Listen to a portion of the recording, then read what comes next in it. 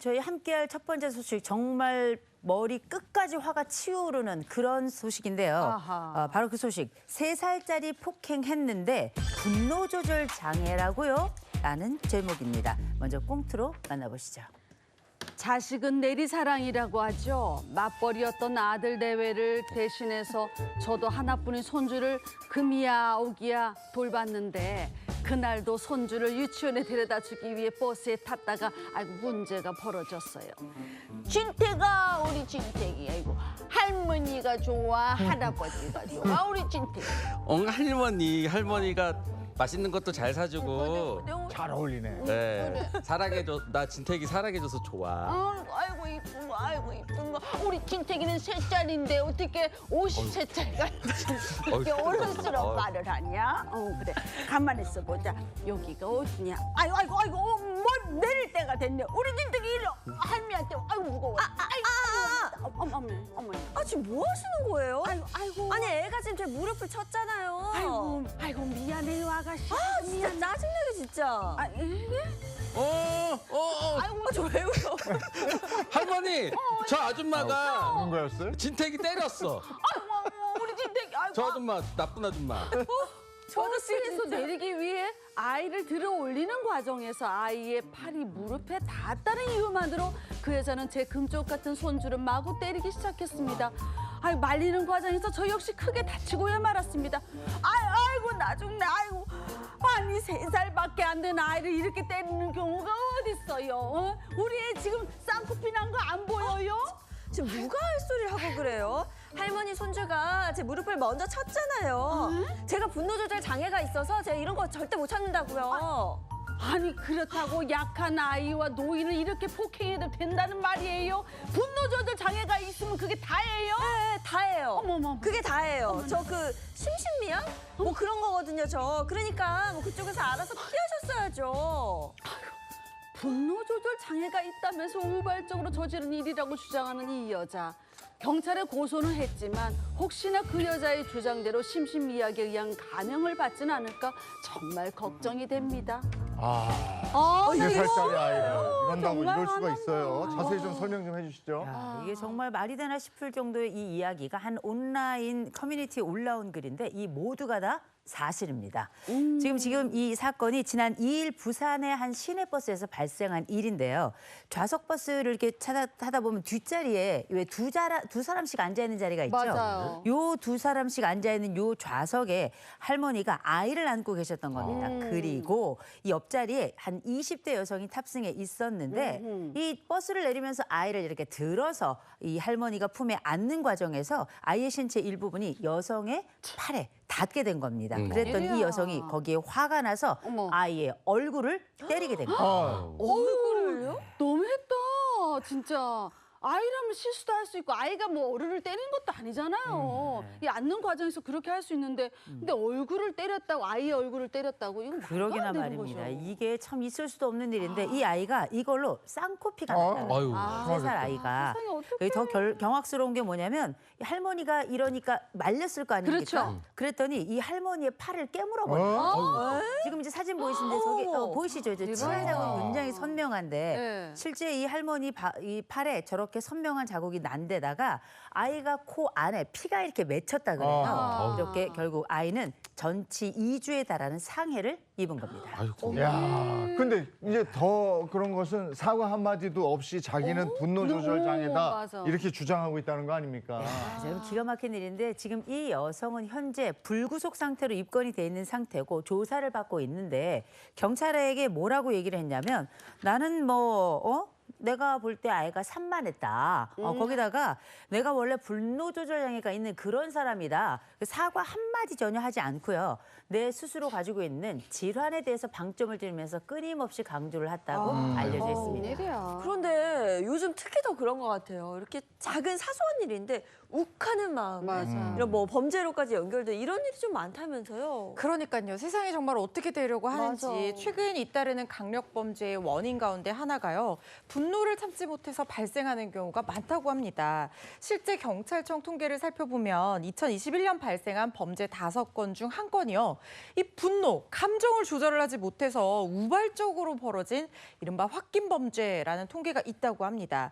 또 분노 조절 장애를 겪는 환자 역시 2015년 이후에 굉장히 가파르게 증가하고 있다고 합니다. 근데 우리나라 법에서는 정신질환이라든지 뭐 만취 상태에서 무슨 범죄를 저지르거나 하면 심신미약의 감형이다 뭐 이런 얘기를 듣는데 심신미약 구체적으로 좀 알아볼 필요가 있을 것 같아요. 그 저희가 많이 들어보셨을 거예요. 뭐 심신미약, 뭐 심신상실, 그리고 맞아요. 주치감경 뭐 이런 것들 들어보셨잖아요. 그 심신미약이라는 거는 사물을 이제 변별할 능력이나 의사를 결정할 능력이 이렇게 떨어져 있는 상태예요. 우리가 흔히 아는 술을 많이 마신 상태 이제 그런 거를 얘기를 하겠죠. 그리고 심신상실이란 아예 제가 마취가 되어 있는 거예요. 아예 그냥 아예 그냥 상실돼 버린 상태를 그런 걸 얘기하는데 이런 비슷한 사건이 또 있었습니다. 2021년에도 있었는데 한 20대 여성이 지나가다가 유모차에 앉아 있는 아기를 그 종이 가방으로 폭행을 해버린 거예요. 네, 폭행을 해가지고 이게 큰 문제가 됐었고 그때도 뉴스가 됐었는데 이때에도 그 가해자 측의 어머니가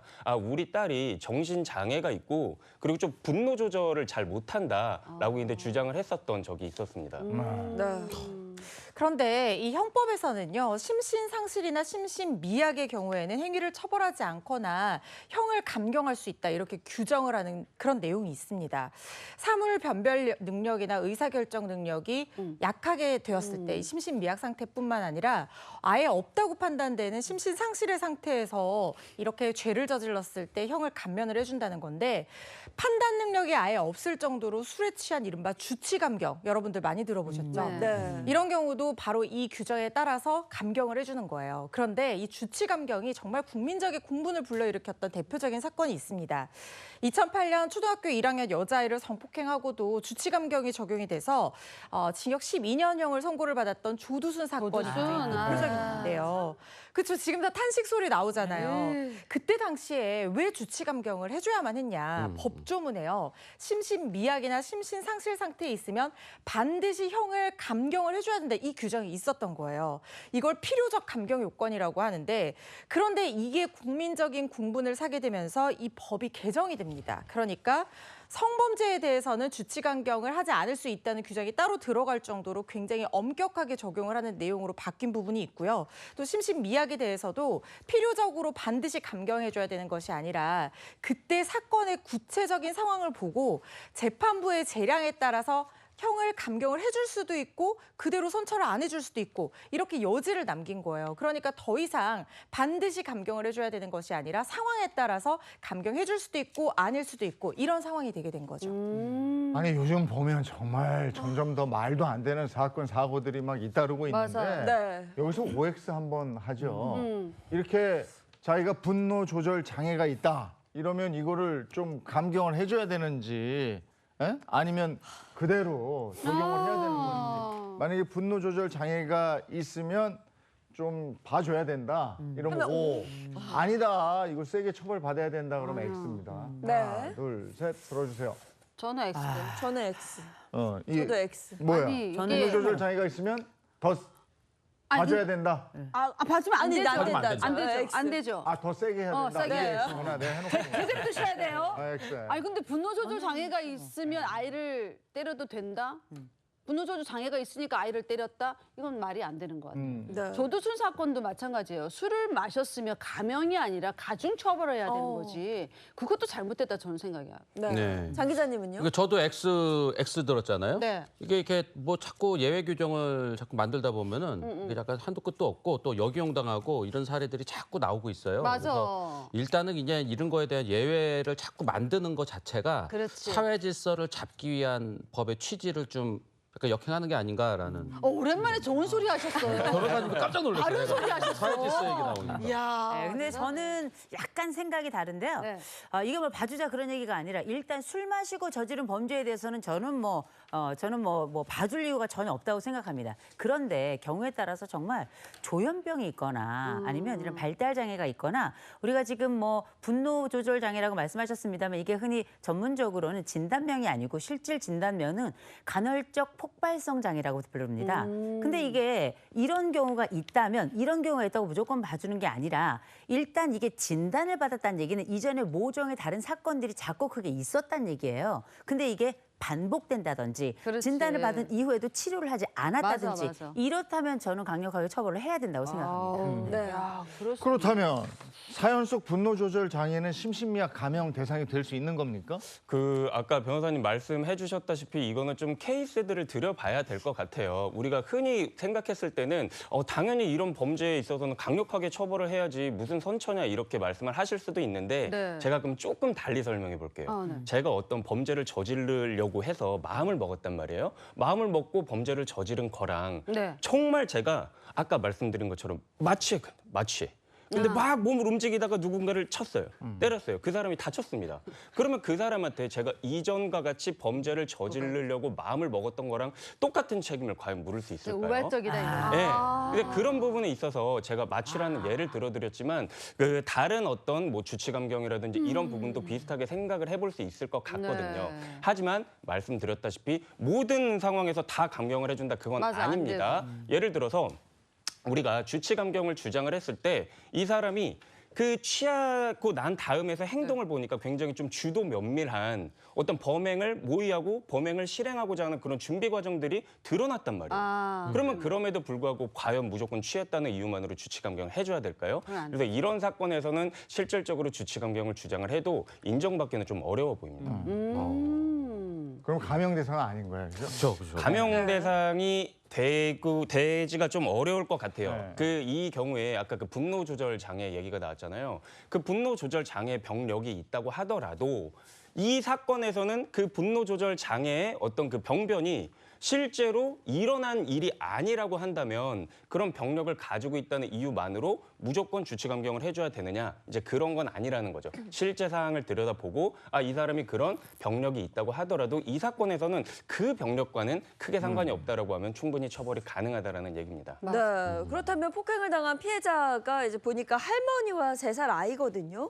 이 경우에는 뭐 아동학대나 노인복지법 위반으로 볼 수도 있는 건가요? 저는 굉장히 강력하게 그 부분 적용을 검토를 해야 되는 사건이라는 생각이 듭니다. 실제로 사건 담당한 기관, 수사기관에서도 적용 검토를 하고 있다고 하거든요. 노인복지법에 따라서 65세 이상 노인에 대해서 신체적인 폭행을 가하고 상해까지 이르렀다라고 한다면 7년 이하의 징역이나 7천만 원 이하 벌금형에 처하도록 규정을 하고 있고요. 또 아이에 대해서 이렇게 신체적 학대 행위를 한 경우에도 더 가중 처벌이 됩니다. 일반 폭행보다도 훨씬 무겁게 5년 이하의 징역 또는 5천만 원 이하 벌금형에 처하도록 규정을 하고 있기 때문에 이 부분 적용이 가능하다고 한다면 일반 형사법에서 규율하고 있는 폭행죄라든가 상해죄보다는 좀 더 무겁게 가중 처벌될 수 있는 사안이라는 생각이 듭니다. 네. 제가 이 말은 확실해 하는 말 중에 몇 가지가 있는데 네. 욱하는 성격은 없다. 욱할 수 있는 대상이 존재할 뿐이다. 네. 분노 조절 장애요. 분노 조절 안 되는 대상이 있는 거예요. 네. 이 사람들 그 나쁜 짓 할 때 보면 대부분 어린애나 노인이나 여성, 약자들이에요. 네. 이렇게 분노 조절이 안 되거나 또 내가 뭐 욱하는 성격인데 조폭 행동대장한테 이런다는 사람 한 번도 맞아. 없었어요. 안 돼요. 대상을 딱 보고 그런다고. 벌해야 돼요. 네. 그러네. 자, 다음 주제는요.